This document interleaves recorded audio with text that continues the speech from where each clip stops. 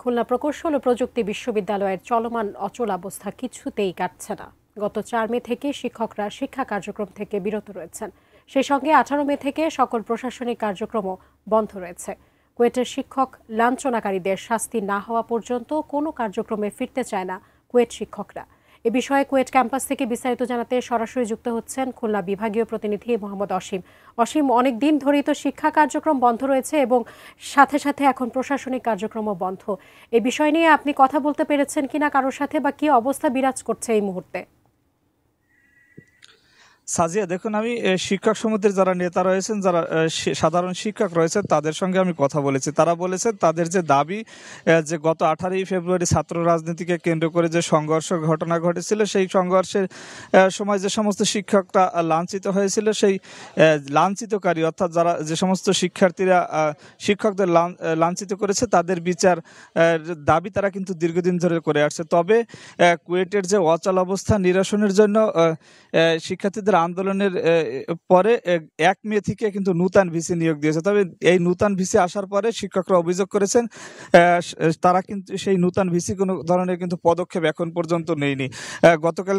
গতকাল যখন শিক্ষকরা অবস্থান কর্মসূচির ডাক দিয়েছেন, তার আগে সকালবেলায় কিন্তু কুয়েটের ভিসি কাউকে কিছু না বলে চলে গিয়েছেন। অর্থাৎ কুয়েট ভিসি যেই শিক্ষককে ভারপ্রাপ্ত দায়িত্ব দিয়েছিলেন তার সঙ্গে আমি কথা বলেছি। তিনি বলেছেন যে কুয়েট ভিসির মতন দায়িত্ব দিয়েছেন, তবে লিখিত কোনো ধরনের চিঠি পায়নি। কাঠ ও পিভিসি ম্যাটেরিয়ালের সংমিশ্রণে তৈরি আধুনিক আরএফএল উডিডোর, কাঠের চেয়েও কঠোর।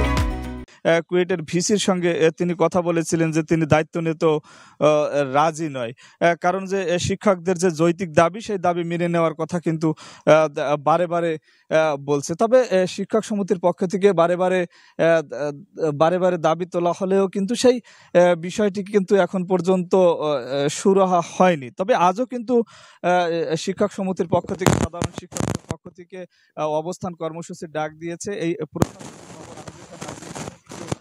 শিক্ষক তাদেরকে অবস্থান কর্মসূচি পালন করবেন। তারা বলেছেন যে আসলে তারা বারে বারে দাবি করছেন, তবে তাদের দাবির বিষয় কেউই কর্ণপাত করছেন না। তারা অভিযোগ করেছেন যে সরকার কিন্তু শিক্ষার্থীদের যে দাবি ছিল ভিসি এবং প্রভিসিকে অপসারণের সেই ভিসি প্রভিসিকে কিন্তু গত মাসেই অপসারণ করে নূতন ভিসি দিয়েছেন। তবে শিক্ষকদের যে দাবি ছিল সেই দাবি কিন্তু অন্ধকারেই রয়ে গেছেন। আসলে শিক্ষকদের দাবি এখনো পূরণ হয়নি। সে কারণে তারা 4 মে থেকে একাডেমিক কার্যক্রমের পরে গত 18 মে থেকে তাদের যে প্রশাসনিক কার্যক্রম সেটি বন্ধ করে দিয়েছেন। তারা তাদের দাবিতে অটল রয়েছেন। তাদের যে পর্যন্ত তাদের দাবি পূরণ না হবে সে পর্যন্ত তাদের যে অবরোধ রয়েছেন, মানে শিক্ষকরা ক্লাসে একাডেমিক কার্যক্রমে যাচ্ছেন না এবং প্রশাসনিক কার্যক্রম বন্ধ করে দিয়েছেন, এটি বন্ধই থাকবে। আমার কাছে সাজিয়া সব মিলিয়ে এই ছিল কুয়েটের সর্বশেষ পরিস্থিতি।